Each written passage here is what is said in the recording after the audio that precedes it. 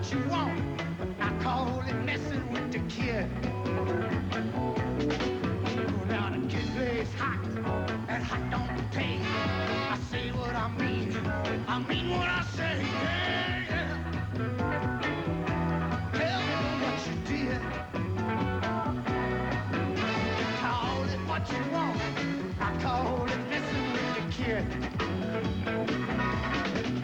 How about you guys back here? You want to mess with the kid? And you guys, eh? How about you people out there? You want to mess with the kid?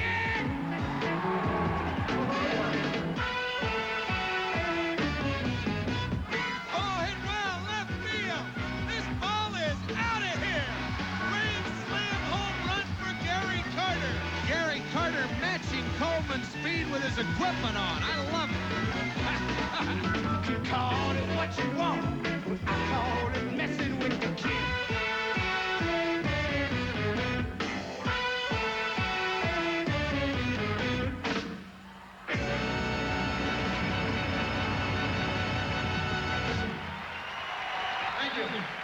In 1985, there was no messing with the Mets either. And by the middle of September, the battle lines for the Eastern Division fight were clearly drawn. And as the two opposing generals looked on, it didn't take too long for the first shot to be fired.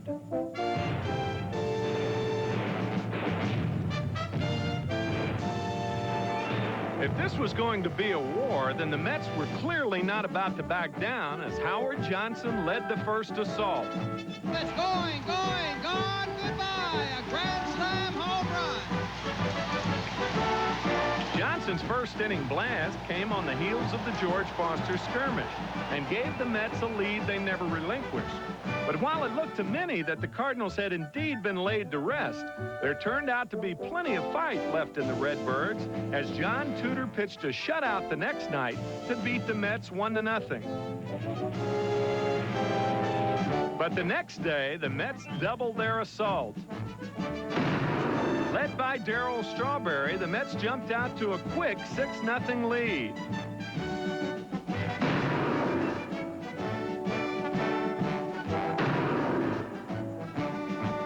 But the Cardinals came back strong.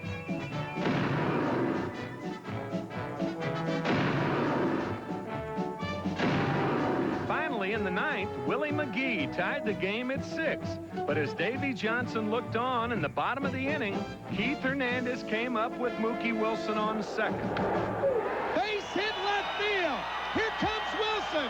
Coleman can't come up with it. Mets win 7-6. The Mets are in first place by a game.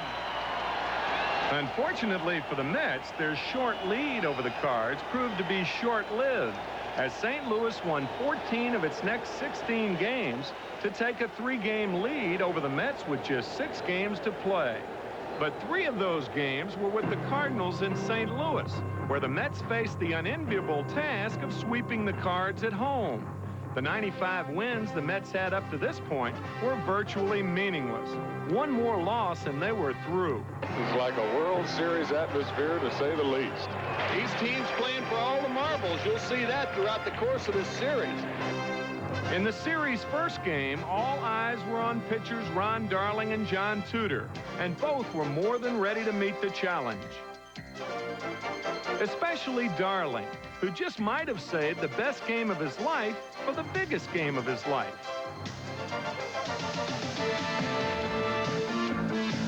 Darling matched shutout innings with Tudor all night long.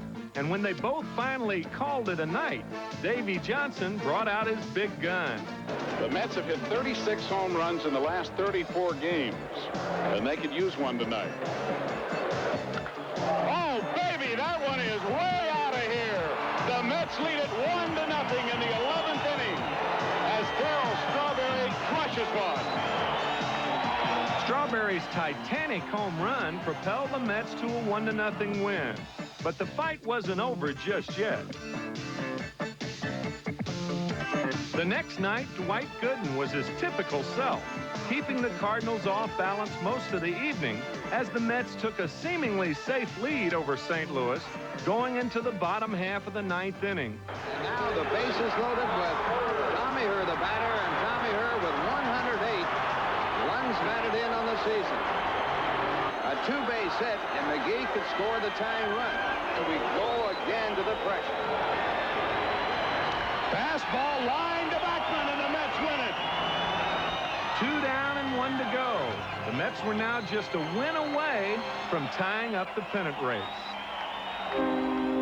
But the Mets never reached the pot of gold at the end of the rainbow as the Cardinals shot down their pennant hopes by winning the final game of the series 4-3.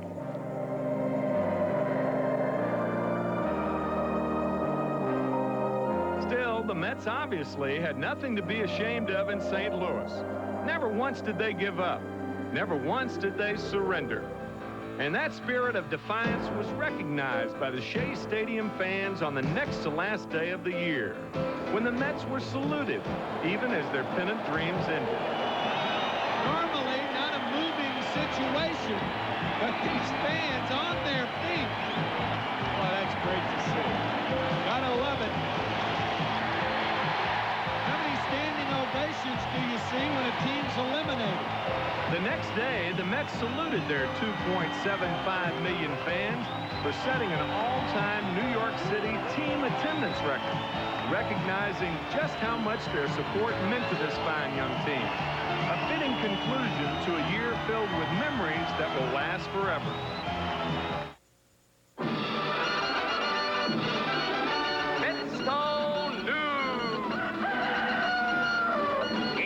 New York, where the Mets are still the talk of the town. First up, a salute to an award winner, Dwight Gooden, the youngest ever to win a Cy Young.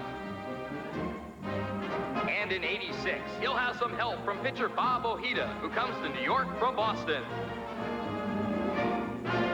And infielder Tim Tuffle, who'll help out Wally Backman at second. Doug Siss will be back in '86. So will Bruce Perenni. And Mookie Wilson, too, who just might lead the Mets to the pennant. That's it for this year, folks. Watch us in '86 and see baseball like it used to be. 1985 was truly a year to remember for the Mets. They played hard every day and kept the vow they made to their fans at the beginning of the year that they would never, never surrender. 47 as a right-handed or against right-handed pitching.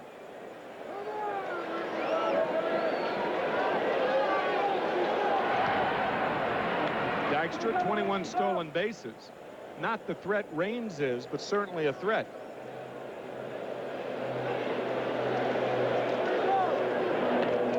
Backman had an idea about bunting. Wallach in on the grass. Fitzgerald out to talk to Yeomans as the fastball was high.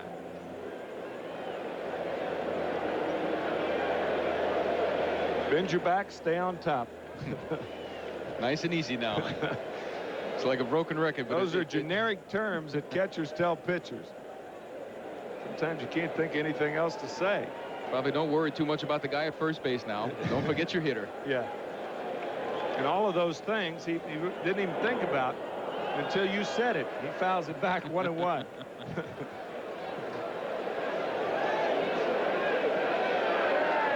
To Wally Backman. 1-0.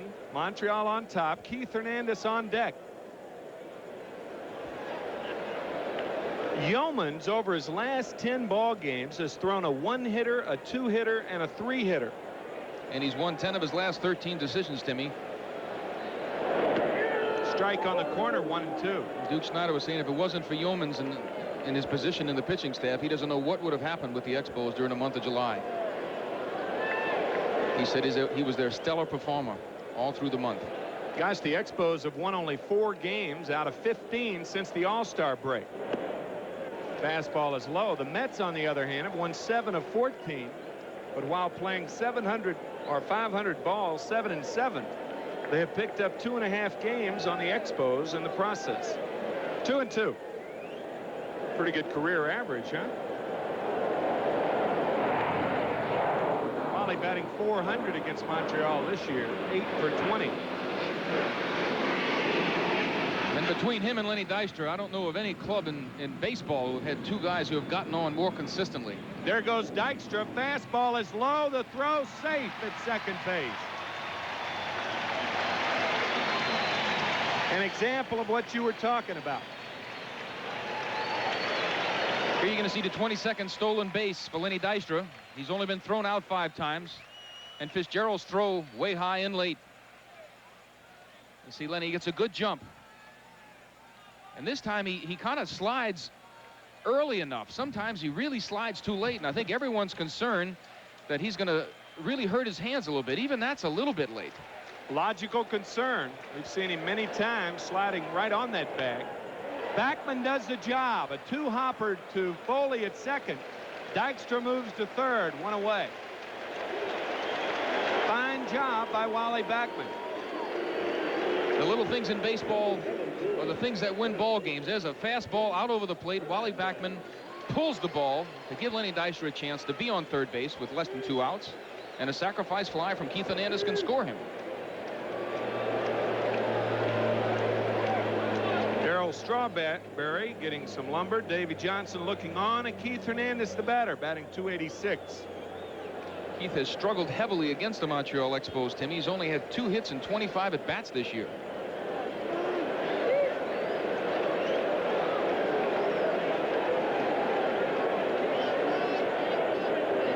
Fastball is low to Hernandez. 1-0. It just seems like Keith's going to start getting hot somewhere along the line here. He's been struggling for him too long, and he gets one of those hot streaks going. He just seems like he can't make it out. 1-1 to Hernandez.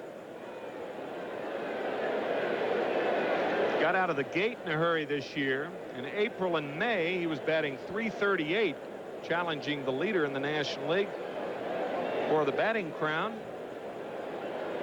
Those early crowns don't count, though. Fouls it away. 1-2. Even though that's how you win. When one guy falls off, the next guy picks you up. And as you can see, the Mets have not fallen off in any month. No, they certainly haven't. It's been about as consistent a season as I've ever seen any ball club have. See some signs there from Buck Rogers, the manager of the Expos. Little looper over third base hit. Hernandez. Dykstra scores. Hernandez, a big turn at first. RBI number 43 for Keith, and we're tied at 1 here in the first inning. Well, this is the kind of hit that might get a hitter started, Timmy. Yeomans makes a good pitch, off-speed pitch. Keith swings at it. It's a little cue ball out there. And Lenny Dykstra scores. There's another shot of it. When that ball really hit some action on it. Woo. If I get that much action on my ball tomorrow on the golf course, I'll be in good shape. You'll be off the green, is what you'll be. You're right. Gary Carter pops right side in foul territory. Krenchicki over and a couple of rows back. 0-1 to Carter, who's batting .245, 17 home runs. And he's third in the National League in RBIs behind Dave Parker and the leader, Mike Schmidt. Schmidt was 76, Parker was 74.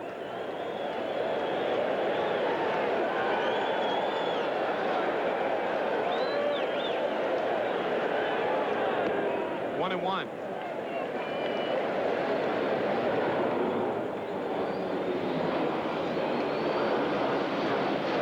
Gary Carter coming off 3 hits on Wednesday night. Trying to get his big bat hot.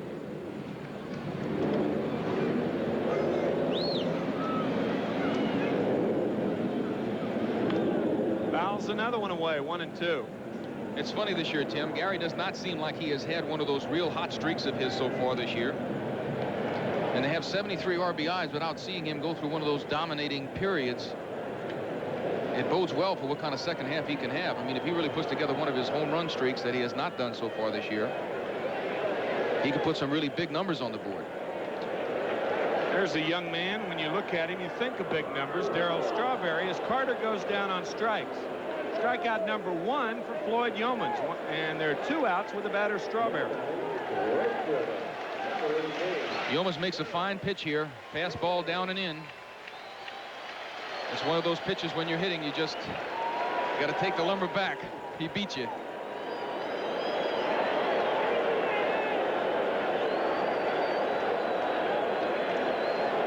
Strawberry, 16 home runs on the year.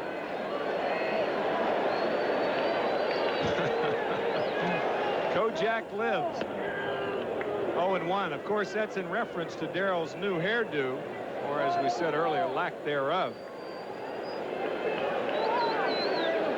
Talked to him before the game. He almost appeared sorry that he had it done, swinging a miss at that backup slider. 0-2. There was so much fanfare in the media over it. Was there ever? I think he initially intended to have his hair grow out in a certain way, and the only way to do it was to shave it down. Start from scratch, no pun intended. Fastball gets him. Second consecutive strikeout for Yeomans. But the Mets on the board, 1 run on 1 hit. They strand Hernandez. So after 1, it's 1-1. And we'll be back after this word from Purolator Courier. Second inning, he gave up 1 earned run in the top of the first. It's a 1-1 ball game, and to lead it off the Expos, Tim Wallach. Wallach batting .259 on the year. Won his first Gold Glove last year. Good power, 16 home runs. Dwight Gooden knows that now, doesn't he? Yes, as much as Dwight dominated Tim Wallach in the early going, in that one game in Montreal, he hit 2 home runs and drove in 4 runs. Said he had cut his swing down, decided he was just going to try to make some contact. See if he does that tonight, 1-0. I think that's been one of the things the hitters have had to do against Dwight Gooden. I think he's dominated so many hitters so long that they've decided, geez, I have to do something different. Pop fly could be playable. Hernandez over near the stands, and it's back several rows. 1-1 to Tim Wallach.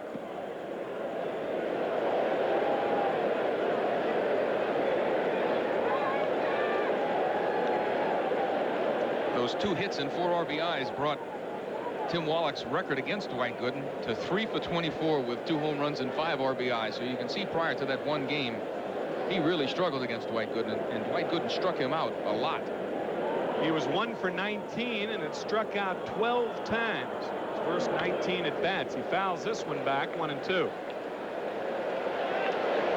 You see the Montreal Expos started off 500, had a very fine May, decent June. July has just been very, very tough on them. And we're coming into the dog days of August. Indeed we are. August 1.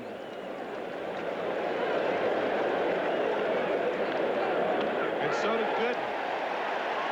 2 strikeouts for Gooden. 1 out here in the second.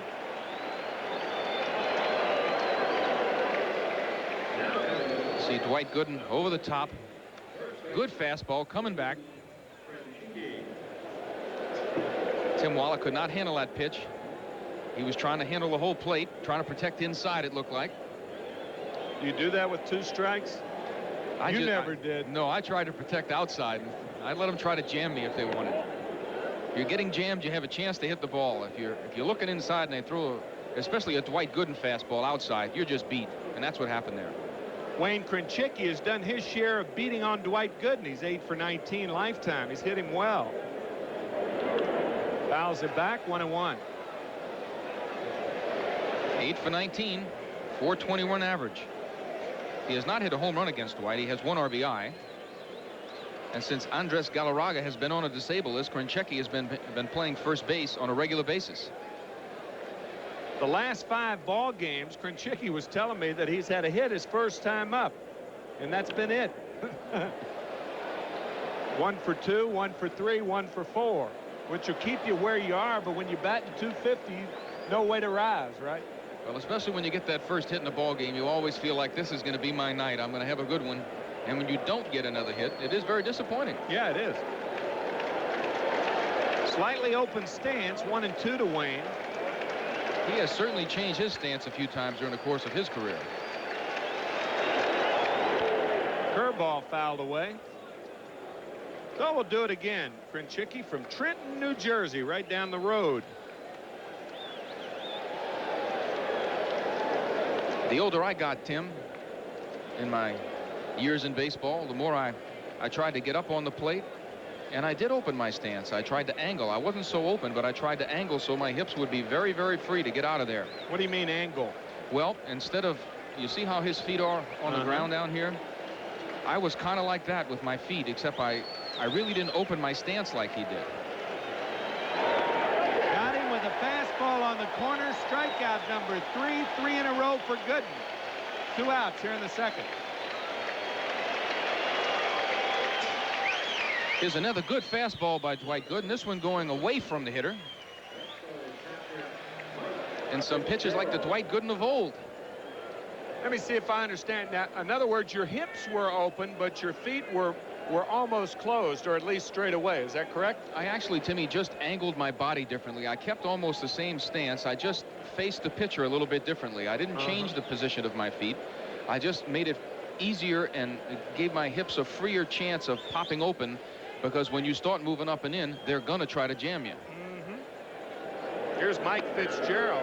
What a job he's done, not only for the Expos, but against the Mets. Batting .280 on the season.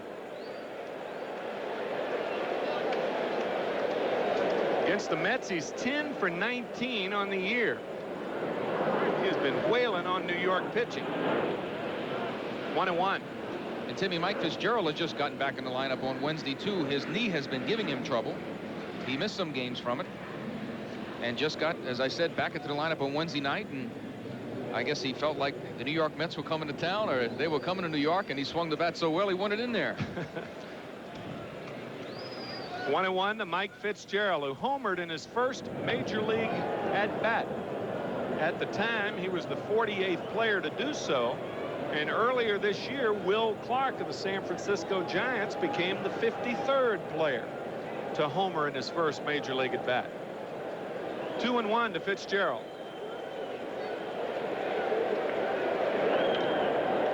Fly ball right side. Could be playable for Strawberry. A long way to run, but it's foul and he can't get to it. 2-2. It's that time of night where it's a little difficult to see the ball. And it looked like Strawberry had a little trouble picking that ball up. Right at the end, it looked like he wasn't really on it. You see some people across the road a piece, the walkway into the subway. That's what you call the cheap seats. Doesn't cost anything. That might be the only way you're going to see a game tonight, inside the stadium or in the periphery of the stadium. Those folks, of course, right outside the stadium. It's a full house here at Shea. Curveball, see you later. 4 straight strikeouts for Gooden. Speaking of the Dwight Gooden of old, it's 1-1 after 1.5, and we'll be back after this word from Budweiser. Continues as the first place Mets battle it out with the Montreal Expos. Join us for all the action live from Shea Stadium Sunday afternoon at 1:30. All right, I'm Tim McCarver along with Rusty Staub and Steve Zabriskie. As Ralph Kiner, our colleague, is, as we speak, up in Cooperstown, New York. Straw on that berry, huh? Ralph probably watching the ball game tonight from Cooperstown. He's up at the induction ceremonies as the induction this weekend of Willie McCovey, Ernie Lombardi, and Bobby Dorr as the players. And they brought the writer of the Cincinnati Post, ex-writer of the Cincinnati Post, still writes a few articles, Earl Lawson, to be inducted also. Here's Kevin Mitchell. Takes a fastball inside. Kevin batting .325 on the year, and certainly one of the candidates for Rookie of the Year. 1-1 to Kev.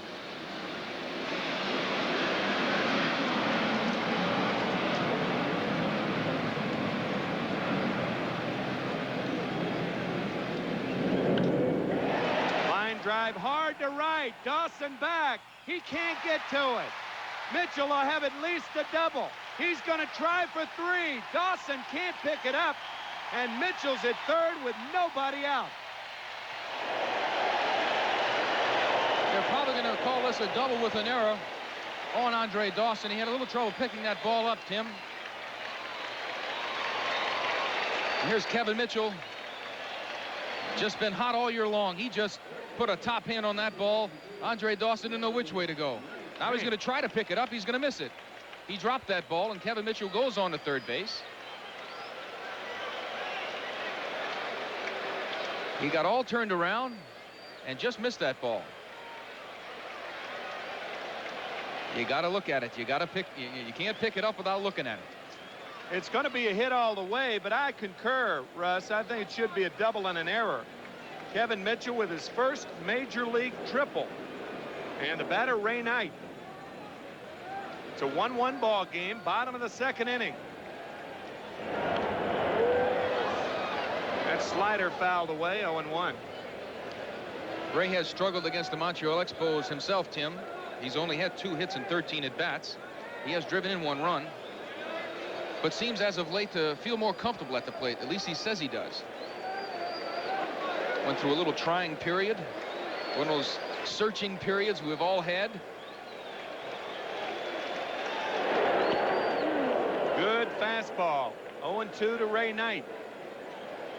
The one thing that Ray has a tendency to do is to muscle up and try to swing a little too hard. When he does that, he seems to get underneath the fastball, as he was on that pitch. Buck Rogers in his second year as manager of the Expos. Larry Bernard, the ex-St. John's graduate, pitching coach of Montreal. Seated there, number 36. Fastball is tight, 1-2.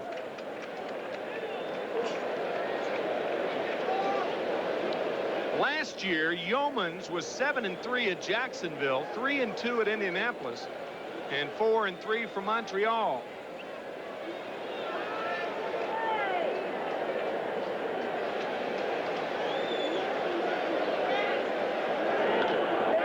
Fly ball left center, Rains over. He makes the catch, but Mitchell scores easily, and the Mets are on top, 2-1.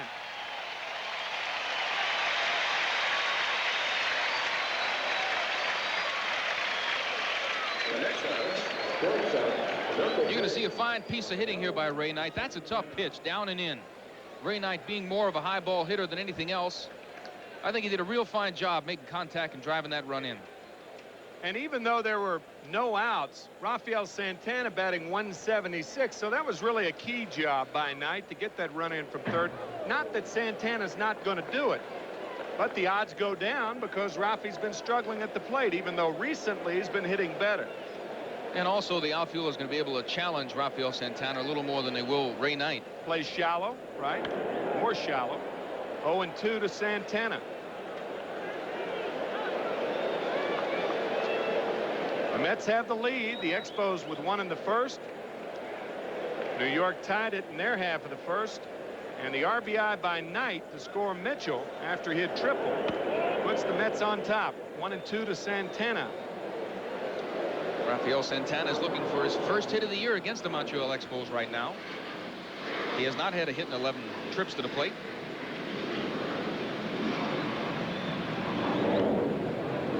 Two and two. And if Floyd Yeomans is really going to succeed in the big leagues, that pitch he just attempted to throw can be a big part in it. That looked like a changeup to me, Tim. And if he can learn to get that pitch over, that'll be a real big key to his success as a big league pitcher.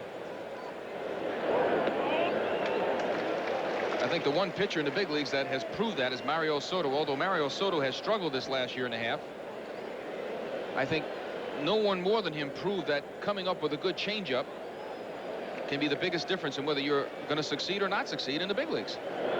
3-2 pitch, grounded to short. Hubie Brooks, strong arm, gets Santana. 2 away. Matter of fact, the Expos have a pitcher that also exemplifies that same deal, Bryn Smith. Without the changeup, he's got routine stuff. All the way. He's been able to actually set the fastball up by being able to get that changeup over.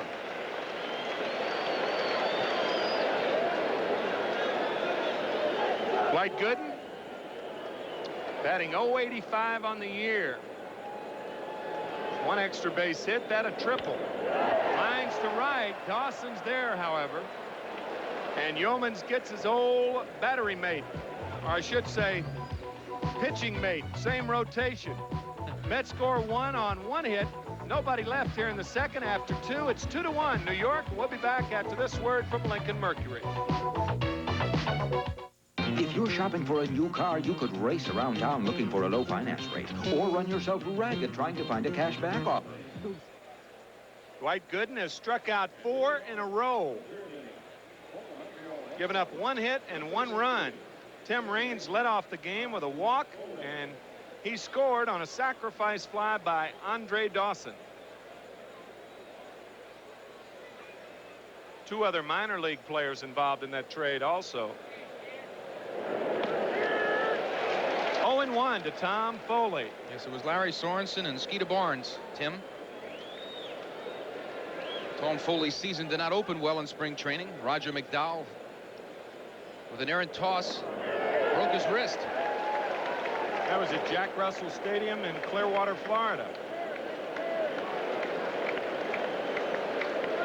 0-2 to Tom Foley.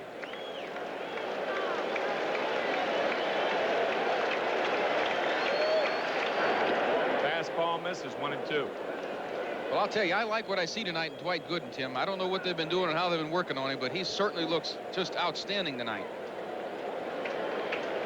It's like his working of both sides of the plate have been superb. Swing and a miss, 5 in a row. Retired by Gooden. 5. That's just an overpowering fastball that beats Tom Foley. There'll be a lot of statements if this continues that we're seeing the real Dwight Gooden tonight. What did you do differently? Yeah, I threw hard. Floyd Yeoman's the batter. Floyd with a home run this year, his first in the major leagues. Fastball on the corner. 0-1 to Yeomans. The pitch that Dwight Gooden seemed to be getting hurt on all the time was the tailing fastball that just seemed to come right back out over the dish. He's not throwing that one tonight. He's really popping the ball tonight. 1-1. I guess you reach a point too, Russ, where you just get mad and you forget about everything. We talked earlier about mechanics and everything. Sometimes you just get mad and go out there and rely on that just raw ability. That was raw ability right there, baby. I'll tell you, Floyd Yeomans, this is an overmatch. I mean, just watch his knees. Watch his knees right here. Oh, watch it. Oh. He's laughing himself. He knows this is going to be an overmatch and he's not careful. Fouls it off. Still 1-2 to Floyd. These two guys, when they were 7 years old, used to tape up a can, and that's what they used for a baseball. Ella Gooden, Dwight's mom, used to fix that can for him, and they'd play from sundown to, or from sunup to sundown. 6 in a row retired by Dwight Gooden. Major league record is 10, held by Tom Seaver. 2 out here in the 3rd. Well, this is the 4th taking 3rd strike of a hitter of the Montreal Expos. And that's just another overpowering fastball by Dwight Gooden. It's exciting. Well, he has certainly excited the throngs here at Shea for the last 2.5 years. K Corner rather active tonight. It was certainly active on Wednesday night, the first 3 innings for Sid Fernandez. What about that performance? That was the weirdest game I've seen in a long time, Timmy. Me too. Fernandez, to refresh your memory, struck out 11 in 5 innings and had 9 strikeouts after the first 3 innings, but was trailing 4-1. I'll tell you, the K Corner has gotten a little fancy. I think they've changed their signs. Those look like British K's out there tonight. Sure, Billy Webb will get a shot of that eventually. 1-0 to Raines. And he fouls it off. 1-1. You see Bud Harrelson. Everybody. It's like a crap game over there. What's going on? Very happy in the dugout. I think everybody's got to be pleased by this start of Dwight Gooden tonight. There you see the K's. We knew Bill Webb would get there. Those are fancy, man, those K's. Yeah, I think they have a little fire there behind the ball. Yeah, that's what it is, a little fire. Either that or a leprechaun to change the luck. Change up. 1-2 to Raines. Well, Timmy Raines had no idea that this pitch was ever going to be thrown tonight. He's been throwing the ball so hard. He just fooled him completely.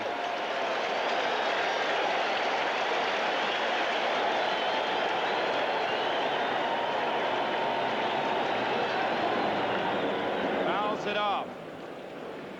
I'll tell you, that ball hit Tim Raines about 3 inches above the hands. Hit him in the elbow, I think. I know it shook his molars. He's smiling a little bit himself. He knows. Watch his. Oh! I've heard of getting in the kitchen, baby. That rattled a few pots and pans right there. You got that right. That was a pantry right there. Still 1-2 to Raines. Goodness struck out 6 in a row. 2-1. New York on top. Top of the third. Change up is high. 2-2. 2 changes and 3 pitches.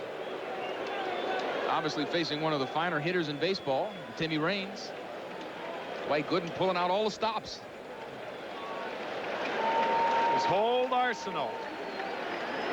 Breaking ball just misses. 3-2 to Raines. And Gary Carter gave that one about as good a pull as you could give it. Catchers don't do that now. Timothy, I've seen you give a little pull now and then when you were behind the plate. Try to get that inch or 2 of the outside. Well, he lost him. Raines is on there. Second walk in a row issued to Tim Raines.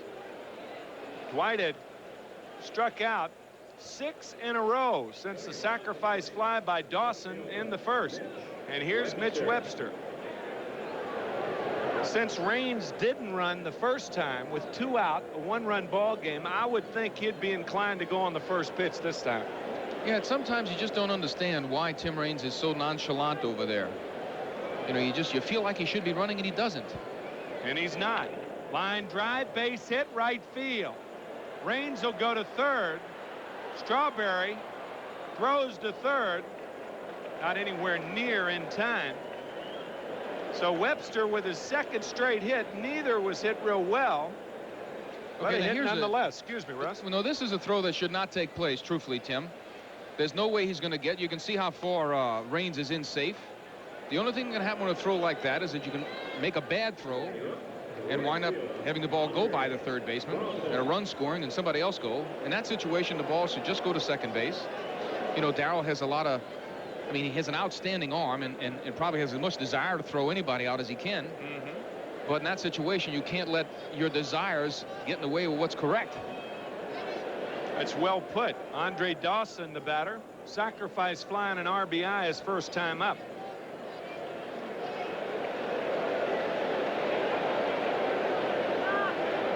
See if Webster runs. He's not running.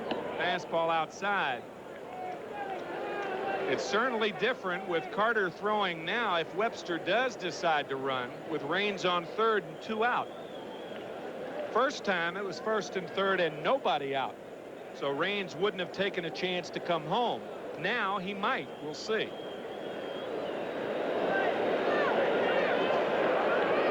Looked runnerish, but he held 1-1 to Dawson. He really did. He jumped off first base a couple of steps there. Looked like he was almost trying to draw a throw from Dwight Gooden. It did. They have many plays that can be used right now. One of the trick plays is to have the guy at first base actually fall down and try to draw a throw as the guy on third base takes off the instant the pitcher starts to throw the ball to first base. Yeah, better used with a left-handed pitcher out there. Definitely. Right? Oh, got him. Picked him off.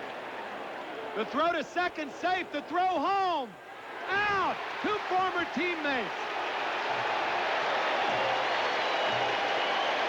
Credit Webster with a stolen base. And Tim Raines isn't caught stealing. Timmy, I'll tell you what, on this play, we talked about it. Webster's just trying to get into a rundown. Keith makes the throw. He's safe. And I'll tell you, Timmy Raines could have maybe gone in there if he wanted to be aggressive and been safe. He might have given Gary Carter a good jostle. But he shied away on this. He was going to take the outside approach and try to dive around him. And Gary kind of drifted back to catch the ball, and he was stuck. He had to either try to run Carter over or be out. So Carter nails Raines on a fine throw by Santana. It's 2-1 New York after 2.5. We'll be back after this word from Express Mail. He's beginning Thursday, August 14th, in a twilight doubleheader against the St. Louis Cardinals. The Card Series continues with single games Friday and Saturday and concludes in a doubleheader on Sunday afternoon, August 17th. Due to the heavy demand of the Montreal Expos Series, tickets for tomorrow and Sunday's game are available at Shea Stadium advanced ticket window only.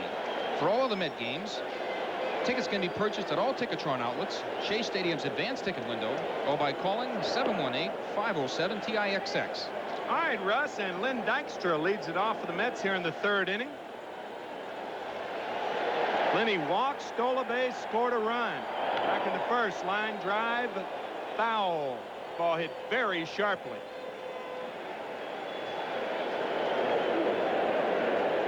One and one to Lynn Dykstra. Lynn Dykstra has certainly won the hearts of many people in New York over this last year and a half. Gutsy He really little has. performer. He surely is. Mets on top, 2-1, bottom of the third, and the fastball low, 2-1. I'd like to correct something that I said. Mitch Webster, we are told, does not get credit for a stolen base, even though he was technically in there, but because Raines was thrown out, then Webster will not be credited with a stolen base. Had Raines slid in ahead of Santana's tag, then Webster gets credit for the stolen base, and so would Raines.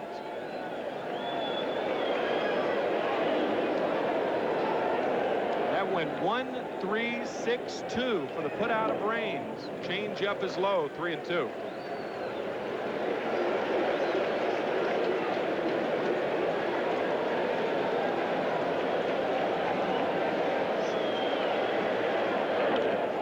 Line drive down the line, and it's a fair ball. Dykstra will try to go to second, and then he had a change of heart and legs. Single for Dykstra. That was... Let's take a look at Mitch Webster the last time. Russ, it was almost like you were talking about. He took off wanting the rundown. He certainly did, and on this throw, you can see Timmy Raines wants to go outside. He sees Carter's there. He doesn't... All he can do is run Carter over there or try to stop and hope for a miracle. Interesting that you were talking about that the minute Webster took off. Got a guy, Andre Dawson, at the plate, who is no slouch as an RBI man. That's where a base runner would leave himself open to second guessing in that situation. That must have been a call from the dugout. You know, Andre Dawson has been, you know, slumping as of late. He has not been driving in a lot of runs, and that was a call because he almost did it the pitch before. Fastball way outside. 1-0 to Backman, who grounded out his first time up, but in the process moved Dykstra to third. And Lenny Dykstra made an outstanding decision not to go to second base on that ball down the line. Dawson, one of the finest arms in the National League.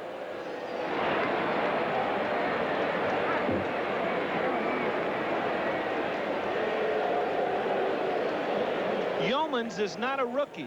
He pitched 75 innings last year, and one of the qualifications for a rookie in the major leagues as a pitcher is you cannot have more than 50 innings pitched in a major league season. Brooks is back, and he makes the catch. Knocked over by Raines, but Brooks holds on. One away. Well, they're laughing now, but this is a situation where Ubi Brooks has to back off on this. The outfielder always has the call over the infielder. Now, the center fielder could have helped out there and been yelling a little more. If he had not looked at the ball and checked it out, he realized he wasn't going to have a chance to make that play. He could have stopped that collision. Sometimes if you're not talking, you're actually hurting. If he would have been screaming left field, or Tim Raines, Ubi Brooks might have got off that ball. They could have had a good collision there and dropped the ball. We have seen a lot of collisions in that area this year. Boy, it's like Lynn Dykstra has been involved in a lot of them. Howard Johnson broke his arm when Lenny nailed him. It's a term he is fond of, nails. Yes. Here's Hernandez. Keith singled in a run, a little dunker down the left field line in the first inning. RBI number 43. Almost got him. Let me tell you, Lenny Dykstra thought he might have been out there too. He's moving. He was going. He was going to go to second base. Oh, I'll tell you what, he got in there, but if Krinchicki was a little more experienced at first base and knew how to throw a quick tag down there, he'd have had him. Or if he were a left-handed first baseman, he's out. That's why that position made for a first baseman. This guy here will tell you about that. Now, Keith gets that tag down there about as quick as anybody. 1-0 to Hernandez, 2-1 Mets, 1 out, Dykstra at first. When you see the all-new Nissan Sentra Sports Coupe, you'll say bye-bye basics, hello Sentra.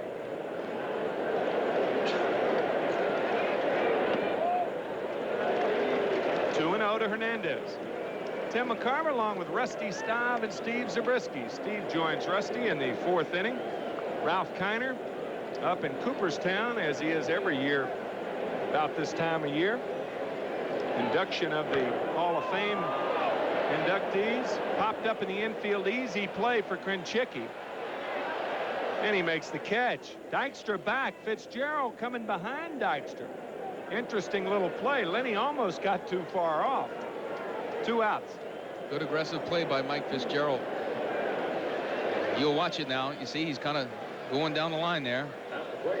Lenny Dykstra, who is out of the picture right now. You see him coming back. Your right fielder sometimes can actually take advantage of a base runner in certain situations, especially if there's a man on second, where the guy at first kind of comes off too far.